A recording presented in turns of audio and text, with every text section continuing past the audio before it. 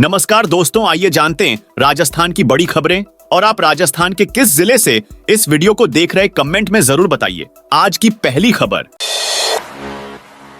राजस्थान में गर्मी से साध्वी और स्टूडेंट की मौत लू से अब तक 29 की जान गई। नौतपा के तीसरे दिन सोमवार को जैन साध्वी, एक बुजुर्ग और बॉर्डर पर तैनात बीएसएफ के जवान की मौत हो गई। इसी के साथ 5 दिन में गर्मी से मरने वालों की संख्या 29 हो गई है। हालांकि सरकार गर्मी से एक भी मौत नहीं मान रही है। जैसलमेर के रामगढ़ सीएचसी के डॉक्टर आलोक का कहना है कि जवान का पोस्टमार्टम किया गया है। रिपोर्ट आने के बाद ही मौत के कारणों के बारे में सही जानकारी सामने आएगी। वहीं जोधपुर जिले के पीपाड़ शहर में एक जैन साध्वी ने गर्मी से तबीयत बिगड़ने के बाद देह त्याग दी। अलवर में भी 23 साल के स्टूडेंट की लू लगने से मौत हो गई। हालांकि डॉक्टर्स का कहना है कि पोस्टमार्टम रिपोर्ट के बाद ही मौत के कारणों का पता चल पाएगा। उधर गर्मी का दौर पीक पर पहुंच गया है। जयपुर के मौसम केंद्र ने आज भी 16 जिलों में रेड अलर्ट जारी किया है। फ्री स्कूटी के लिए 31 मई तक करें आवेदन। कालीबाई भील मेधावी छात्रा स्कूटी योजना के तहत सत्र 2023-24 में प्राप्त आवेदनों में रिकॉर्ड अपडेट करने और कमियों को दूर करने के लिए अब 31 मई तक का समय दिया गया है। इस अवधि के बाद किसी तरह की कमियों को दूर नहीं किया जाएगा। कलेक्टर का आदेश 12 से 3 बजे तक मजदूरों से काम ना करवाएं। कलेक्टर रविंद्र गोस्वामी ने बैठक कर भीषण गर्मी में आमजन विशेषकर मजदूर वर्ग को राहत देने के लिए कदम उठाया है। उन्होंने कॉर्पोरेट सामाजिक दायित्वों के तहत विभिन्न औद्योगिक एवं व्यावसायिक संगठनों, उद्योगपतियों को छाया, पानी, छाछ इत्यादि की व्यवस्थाएं करने की जिम्मेदारी दी है। कलेक्टर ने अपील की है कि दोपहर 12 से 3 बजे तक मजदूरों का अवकाश रखा जाए। औद्योगिक एवं अन्य संस्थान बिना छायादार स्थान पर खुले में मजदूरों से काम नहीं करवाने की अपील की। जोधपुर डिस्कॉम में एक दिन में 50,000 कॉल्स। गर्मी बढ़ने के साथ ही जोधपुर डिस्कॉम के कॉल सेंटर पर एक दिन में 50,000 कॉल आ रहे हैं। इसमें 20,000 तो शिकायतों से जुड़े कॉल्स हैं। साथ ही ग्राउंड पर भी बिजली विभाग की 200 टीमें काम कर रही हैं। डिस्कॉम ने व्हाट्सएप नंबर भी जारी किया है। इस पर भी रोजाना 10,000 मैसेज रिसीव हो रहे हैं। गर्मी शुरू होते ही बिजली संबंधी शिकायतों के कॉल्स 3 गुना बढ़ गए हैं। आम दिनों में ये कॉल्स 10,000 के करीब थे।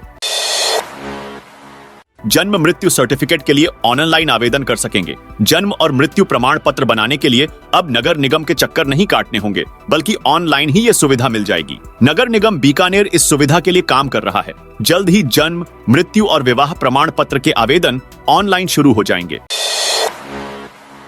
कैदी ने सुनवाई के दौरान जज पर फेंकी चप्पल। भीलवाड़ा कोर्ट में सोमवार को एक विचाराधीन बंदी ने सुनवाई के दौरान मजिस्ट्रेट पर चप्पल फेंक दी। चोरी के मामले में इस विचाराधीन कैदी की जमानत पर सुनवाई की जा रही थी। अगली तारीख मिलने पर यह भड़क गया। इसने जज से आज ही फैसला सुनाने को कहा, लेकिन मजिस्ट्रेट ने अगली तारीख दी और कोर्ट में मौजूद अन्य अधिवक्ता व पेशकार मजिस्ट्रेट से किसी डॉक्यूमेंट के बारे में बातचीत करने लगे। इसी दौरान इसने अपनी चप्पल मजिस्ट्रेट पर फेंक दी, जो उनके हाथ पर लगी। अचानक हुई घटना से कोर्ट परिसर में अफरा तफरी मच गई। इस बंदी को तुरंत कोतवाली पुलिस ने पकड़ लिया।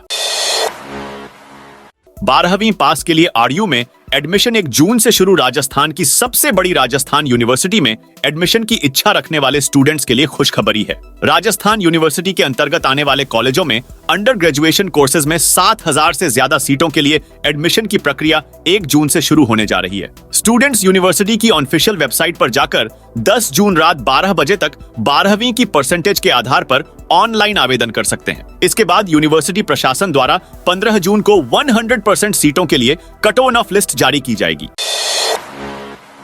लॉर्ड बढ़ने से ट्रांसफार्मर का तापमान पहुंचा 90 डिग्री। करौली जिले में पड़ रही भीषण गर्मी के कारण न सिर्फ इंसान और पशु पक्षी प्रभावित हो रहे हैं, बल्कि अब मशीनें भी गर्मी के कारण हांफने लगी। जिला मुख्यालय स्थित 132 केवी जीएसएस में लगे पावर ट्रांसफार्मर का गर्मी के कारण तापमान इतना बढ़ गया कि ठंडा करने के लिए कूलर लगाना पड़ा, जिससे ताकि क्षेत्र में निर्बाध रूप से बिजली सप्लाई की जा सके। प्रतापगढ़ में आंधी तूफान से गिरे पेड़ पौधे। प्रतापगढ़ शहर सहित जिले भर में रविवार को देर शाम चली तेज हवा और आंधी ने ग्रामीण अंचल में जकर तूफान मचाया। रविवार को सीता माता जंगल में घूमने आए पर्यटकों भारी नुकसान हुआ है। कुनाल निवासी बड़ी सादड़ी ने बताया, यहां 20 बाइक और एक जीप पेड़ गिरने से नीचे दब गई।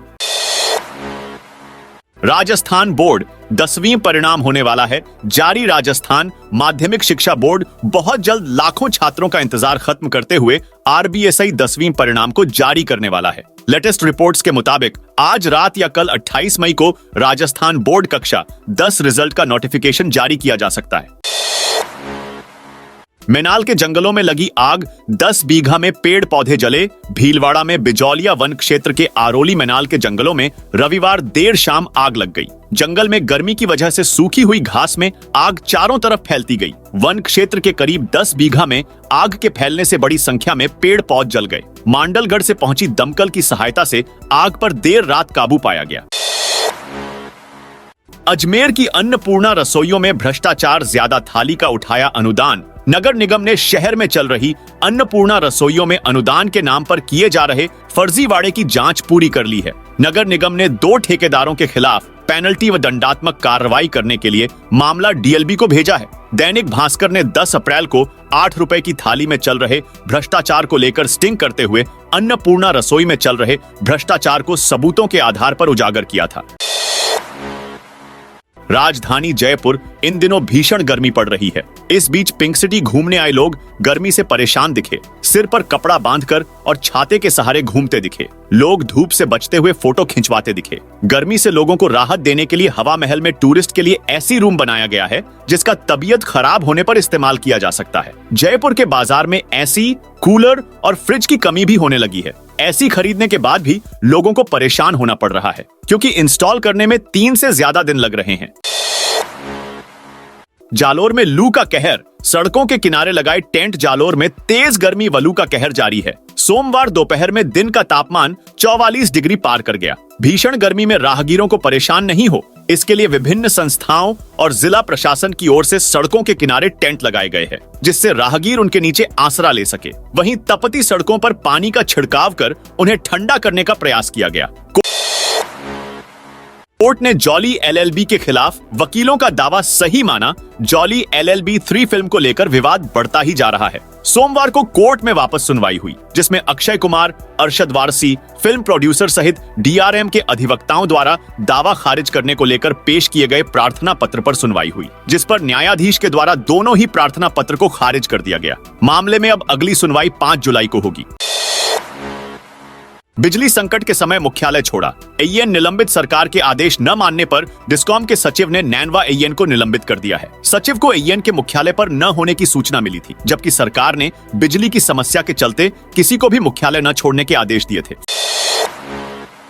फर्जी सिम बेचने वाला 5000 का इनामी बदमाश गिरफ्तार। डीग जिले के जुरहरा थाना इलाका पुलिस ने फर्जी सिम बेचने वाला 5000 के इनामी बदमाश को गिरफ्तार किया है। आरोपी साइबर ठगों को फर्जी सिम बेचता था, जिससे साइबर ठग भोले भाले लोगों को झांसा देकर ठगी करते थे। आरोपी सभी फर्जी सिम दूसरे राज्यों से एक्टिवेट करवाकर लाता था और प्रति सिम 10,000 रुपए तक बेचता था।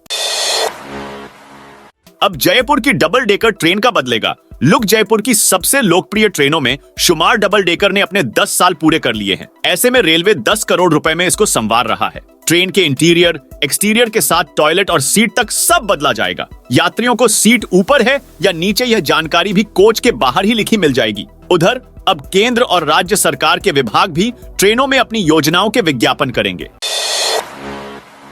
गुजरात हादसे के बाद जयपुर में 6 गेम जोन सीज। गुजरात के राजकोट में गेम जोन में 28 लोगों की मौत के बाद जयपुर में भी प्रशासन एक्टिव मोड में आ गया है। रविवार को छुट्टी के दिन नगर निगम ग्रेटर की टीम ने शहर में चल रहे गेम जोन का औचक निरीक्षण किया। खामियां मिलने पर झोटवाड़ा के ट्राइटन मॉल में चल रहे 6 गेम जोन को सीज कर दिया। दोस्तों, यह थी राजस्थान की ताजा और बड़ी खबरें।